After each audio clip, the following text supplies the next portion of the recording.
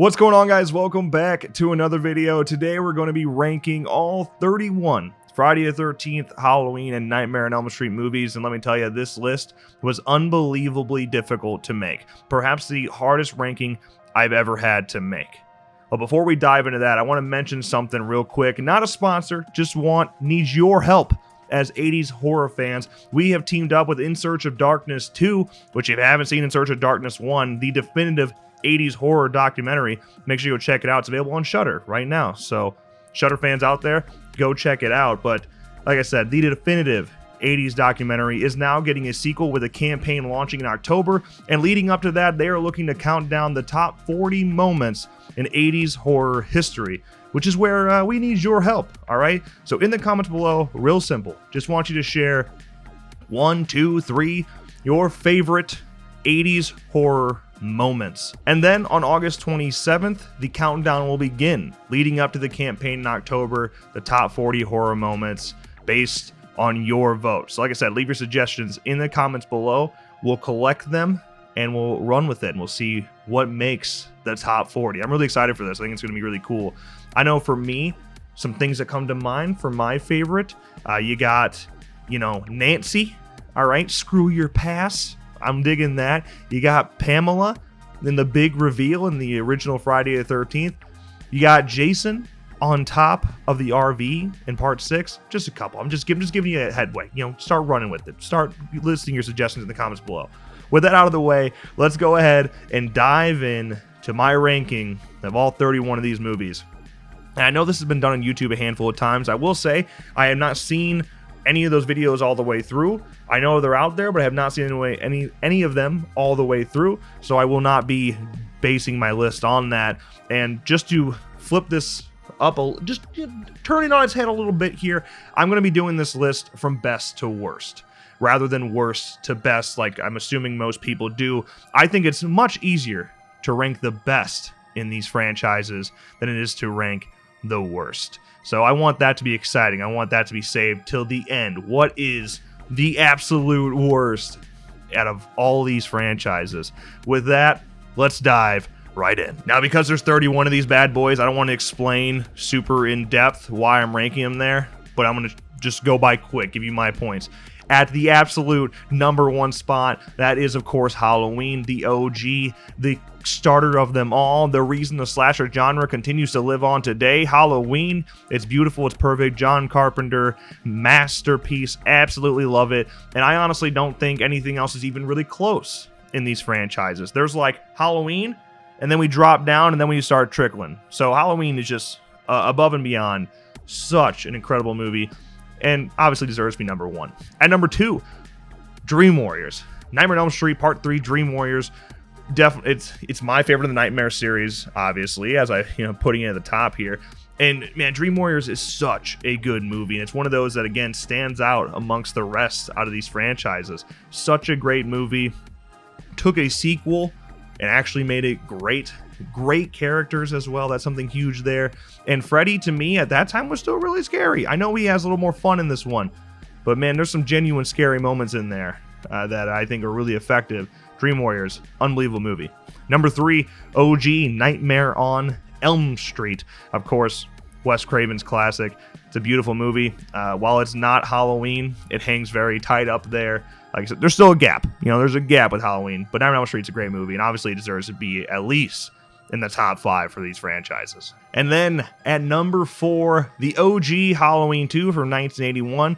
I know some people don't like it and don't even put it in their top 3 in the Halloween franchise alone, but to me, it's right there with the original. Like, I know people want to shit on it, but I really do enjoy it, and it's my favorite sequel of the bunch, and it's just like, it's so nostalgic to me at this point. And while I'm not a big fan of the sibling twist that comes within Halloween 2, I still do love that movie overall and definitely think it deserves to be this high on the list. At #5, Friday the 13th, Part 4. I mean, come on. It's the best. It's the best right there with Part 6, which you can guess what's next on my list here. But Friday the 13th Part 4, amazing movie. Absolutely love it. It's probably some of the best characters in the movie. Jason is genuinely scary. Ted White has a great performance. You got Corey Feldman doing a great job as a child actor. And one of the best final girls being Trish Jarvis in the entire series. It's a formula that is absolutely perfect for Friday the 13th. And if that was the rest of sequels, I think we would still be, having sequels to this day. But, lawsuit and stuff. Number 6, Friday the 13th.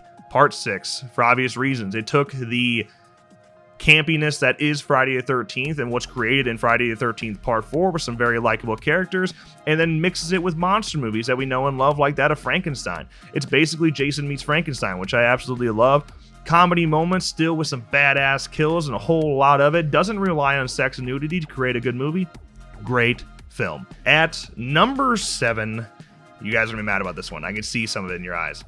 Halloween 3. Halloween 3, one of my favorite movies in the entire franchise. And listen, I know it doesn't have Michael. Stop. Just stop while you're ahead. I know it doesn't have Michael, but it is so good. Such a great Halloween themed movie and a creative original story. Tom Atkins, absolutely love him. It's a fun movie, and I'm glad it's now starting to get the credit it deserves all these years later as a cult following is being created for it. But still, I still see comments all the time. Oh, Michael's not in it, sucks. Oh, it's the worst in the franchise and Michael's not in it. It's not. It's one of the stronger entries for sure. You just got to be able to separate it from Michael's story. At number 8, Halloween 2018. Right there, man, right at the top of the franchise. Absolutely loved Halloween 2018. Even more excited for Halloween Kills, which I think is going to be even better than 2018 and perhaps could beat Halloween 2. We'll see. We'll see what happens. But man, what a great comeback. 40 years after, you cut out 2 and on, you get rid of the sibling story, and you're allowed to just have badass Laurie Strode and completely emotionless Michael. That's the shit I like about Halloween. That's why I love the first one so much. It's my favorite movie of all time. So 2018 brought back what I loved about the series originally. And while there's some things that absolutely can be fixed within that movie and should be fixed, I think that'll happen in Kills, so I'm very excited for it for that reason. At number 9, Wes Craven's New Nightmare. Some people are sleeping on this one. I think it's great, man. It was a perfect way to bring back Nancy with unique writing, Wes Craven being in there. You got Robert Englund cameoing. It's like it takes the change of Freddy, where he was now a comedy icon, right? He was still horror icon, but the movies there were going much more comedy, and Freddy was then funny. Wes Craven's New Nightmare, Wes brings it back to the OG, man, and he's scary again, genuinely scary, and some pretty cool effects in there as well. Absolutely love Wes Craven's New Nightmare, which brings me to my number 10 pick, Halloween H2O. Halloween H2O, I know some people hate it, but because I'm such a massive Scream fan, I find myself loving H2O. It is the perfect 90s nostalgia that I love, written by Kevin Williamson. You got Josh Hartnett in there. I mean, Jamie Lee Curtis still killing it, being a badass, yelling at Michael. Chris Turan, I think, puts on a good performance despite how bad the mask is. I mean, it's a good movie, man. I personally love it. And at number 11, Friday the 13th Part 2, one of my favorites in the Friday the 13th franchise, especially now as I've continued to watch it more and more. I respect it more and more. I understand it doesn't have the hockey mask, but still, man, it's got probably the best final girl in the entire franchise, in my opinion. Great characters, great kills, genuine suspense. I mean, it's what you want out of a Friday the 13th movie. It's fantastic. Which brings me to my number 12 pick, Friday the 13th Part 3, the hockey mask. It's there. It comes into play. It's fantastic, of course. Larry Zerner, some cool characters, Higgins Haven. I mean, come on. It's everything you want. It's everything you want. It's right there. It's the campy Friday the 13th that you've come to know and love. And there's a reason so many people rank it at their number 1 spot for the Friday the 13th franchise, and I don't blame them. Number 13, Friday the 13th, the remake from 2009. I know people hate it.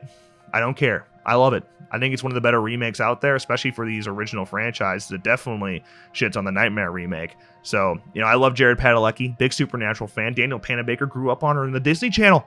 All right, so seeing all these people come together was great. Derek Mears puts on one of the best Jason performances in the entire franchise. Number 14, Friday the 13th, Part 5. So good. I understand that a movie takes a flip at the end with, Roy being Roy and whatnot. It's not actually Jason, but everything up to that moment is fantastic. It would be the absolute best, I bet, or very, very close in the franchise if it wasn't for the twist murder mystery type of ending. But still, a great movie. Number 15, Halloween 4. One of my favorite opening sequences in history, perhaps my favorite opening sequence in history. So good. The opening title credits, or the opening credits. They're absolutely amazing. Michael's mask looks like shit. Daniel Harris puts on a great performance along with Ellie Cornell. Characters you genuinely like. That's what makes a good movie. That's why some slashers work. Good characters. Good stuff. And it genuinely feels like Illinois, October, the fall season. And I really do appreciate that part of Halloween 4. Number 16, Nightmare on Elm Street Part 2, Freddy's Revenge. It may be the gayest horror movie of all time. There's nothing wrong with that, okay? There are some huge pet peeves I have about it, like Freddy coming out of the dream world and just taking over a fucking pool party. That is probably my biggest issue with the whole movie right there, because once he's out of the dream world, he's no longer the scary guy he is in your dreams and whatever. But still, some really cool things in there. A whole lot of subtext or blatant, not even subtext, but right in your face things. But I think it's a fun movie. I think it's definitely a good watch, and it deserves to at least be somewhere in the middle of this list, like where I have it. Number 17, Friday the 13th, the OG. Great murder mystery. Started off an iconic franchise. Absolutely love it. What else is there to say, man? Pamela. Pamela is my gal. You gotta love her. Also love Alice, one of my favorite final girls as well. Number 18, Friday the 13th, Part 7. Iconic, man. Kane Hodder comes into the role. Looks like a badass. You got Carrie versus Jason. It's still a fun movie. I understand it's one of the weaker entries in the franchise, but I still think it's slept on and it should be respected, okay? Because there's some great kills, although they're cut down. I know. Great kills. Kane Hodder's great. The best look Jason's ever had, in my opinion. And I don't mind the whole Carrie versus Jason type of dynamic. Number 19, Nightmare on Elm Street Part 4. The Dream Master. Following Dream Warriors, this movie definitely stands weaker, especially because you kill off, two of the iconic characters from Dream Warriors, like that. I thought that was stupid and weak, so some weak writing there. But after you get past that, there's some cool moments in there, some fun kills, but ultimately much cheesier than Dream Warriors was. And while it may be the next ranking after Wes Craven's New Nightmare, there's a huge gap between those movies. You got those first three that I really love, that I think make a tremendous trilogy. And after that, everything else just kind of falls off. Dream Master, it's all right, though. Friday the 13th, Part 8 comes in at my number 20 spot. Yeah, it's Part 8. Jason takes a boat, not Jason takes Manhattan. That's all I really need to say. That's the only reason it's this low. Number 21, Freddy vs. Jason. A whole bunch of flaws in there, including things like Kane Hodder being replaced, Jason basically just being slow as shit, and Frankenstein. The weird look, the jacket. I mean, there's a lot of things you can complain about, but at the end of the day, it is a badass battle between them. So at the last 30 minutes, you're having a blast. Before that, maybe not so much, but still, you get to see the icons face off like you want to, which is why I don't have it as low as some people might. Number 22, Halloween 6, The Curse of Michael Myers. While I know some people have it probably at the very, very bottom, I do still think there are some redeeming factors about Halloween 6. One, Donald Pleasance's last role. It feels like Halloween. I think Michael's genuinely scary again, and it's one of the better looks in the franchise for sure. Still, a bit of a mess. The whole Thorn trilogy in general is just a bit confusing, but still, Halloween 6, definitely better than Halloween 5. So, that's all I really need to say about that. Number 23, Jason X, for obvious reasons. The movie's a mess. A blast, a very entertaining movie with some great kills, but seriously, it's a mess. Jason's look is very weird, I would say, and all the characters are horrendous. But it's still Jason X, and it's a good time. 24, Jason Goes to Hell. The big redeeming factor of Jason Goes to Hell is the practical effects. I will battle you. I'll defend those at the end of the world when it comes to the practical effects. The writing is pretty atrocious. I'm going to support you on that one. A rough movie in many places, not just because Jason's on it that much, but because of just some very flawed writing that doesn't really make sense and breaks a lot of its own rules throughout. But still, practical effects are pretty redeeming, and I can have a fun time with it for sure. At number 25, Halloween from 2007, Rob Zombie's remake. It's definitely not the worst in the Halloween franchise. It still lacks what John Carpenter's original was trying to do, and Michael becomes much more relatable and much more, you feel for him, and when you feel for that character, you no longer find him that scary.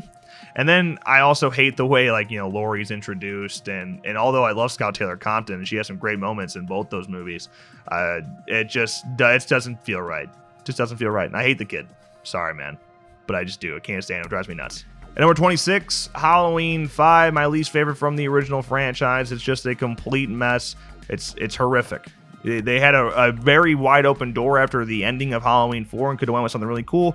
They didn't. It's a disaster. The worst mask in the franchise. It's rough. Don Shanks is fantastic, though. Love him. At number 27, Freddy's Dead. By God Almighty, it is horrible. Everything about it is just so bad. I will say it's more self-aware, and it wasn't trying as hard, but Jesus Christ, that movie's a mess.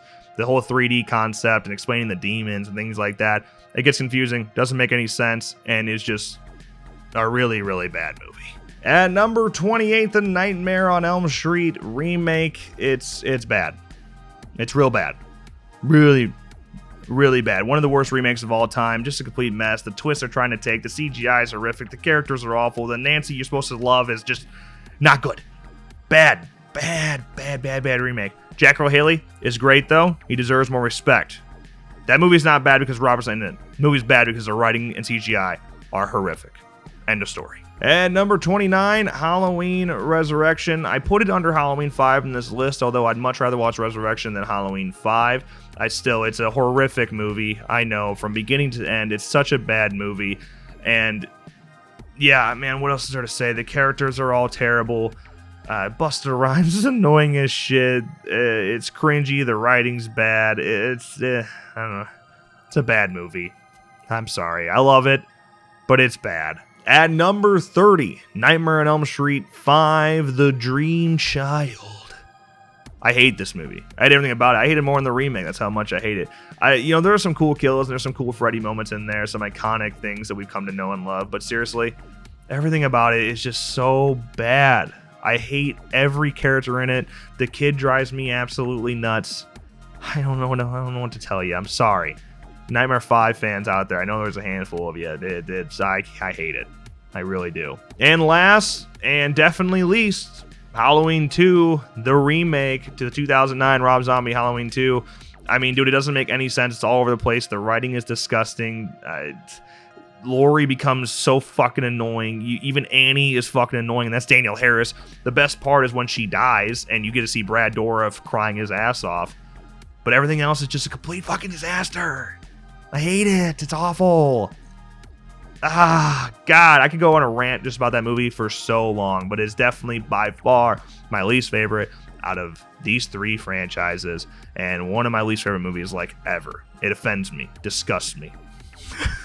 Hey, let me know your rankings in the comments below, and like I said, let me know your favorite moments from 80s horror history in the comments below. Help us out with In Search of Darkness 2.